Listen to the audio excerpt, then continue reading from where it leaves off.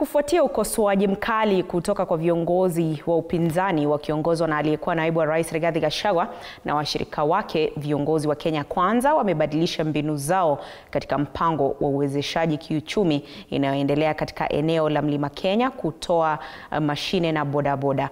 Mapema hii leo katika eneo bunge la Thika, viongozi hao wamekuwa wakitoa vyakula katika programu za awali, lakini wakapata ukosoaji mkubwa baada ya mpango wa uwezeshaji katika eneo la Kapseret. Mwanahabari wetu Mike Kagwongo anaarifu zaidi.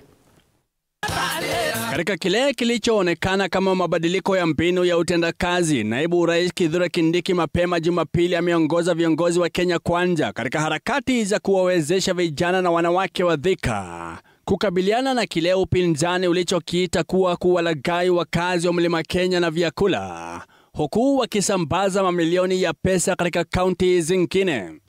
Wakazi wa eneo bunge la Kapseret katika kaunti ya Uasin Gishu waliimarishwa kiuchumi, huku bidhaa za thamani ya shilingi milioni 45 zikitolewa katika msukumo wa kuwawezesha watu mashinani wiki jana, pamoja na rekodi ya uchangishaji wa shilingi milioni 100 kwa maendeleo mashinani.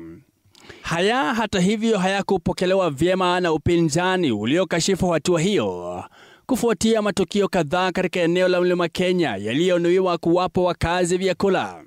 Tukio hilo katika uwanja wa MKU ambalo ni la hivi punde zaidi kati ya mipango inayoendelea inayolenga kuboresha maisha ya watu mashinani, ilishuhudia kurejea kwa Kindiki na msafara wake viungani mwa jiji la Nairobi baada ya kupiga kambi Ukambani Jumamosi.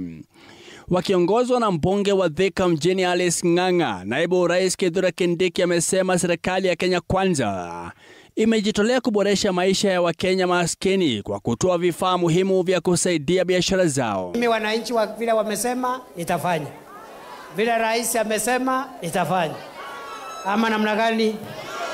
Kwa hivyo mmesema nitoe pesa, lakini mjue yangu itakuwa kidogo kwa sababu mnataka mingi. Nataka mingi. Mimi ni bazu 1200. Viongozi wengine waliohudhuria hafla hiyo waliwaonya upinzani kwa kuanzisha siasa za udanganyifu kote nchini katika juhudi za kupata kile walichokiita huruma kutoka kwa wapiga kura. Kama sio wakulima ni wanabiashara wadogo wadogo. Tukasema wale wanabiashara wadogo wadogo tuwapatie heshima na tuwapatie masoko ya kisasa ya kufanyia biashara zao. Tuinuane kimaisha. Wewe naibu wa rais leo ni deputy president wa the Republic of Kenya. Hata wale wengine ambao wamekuwa kwa hiyo ofisi, tuliona Rais William Ruto alikuwa huko, alikuwa anafanya hii kazi ya economic empowerment. Kazi hiyo badala ya kwenda kufanya fitina juu ya magari kama wale, kuja hapa Thika, inua wanabiashara, Kenya isonge wapi? Mike Kagwongo, TV 47, Nairobi.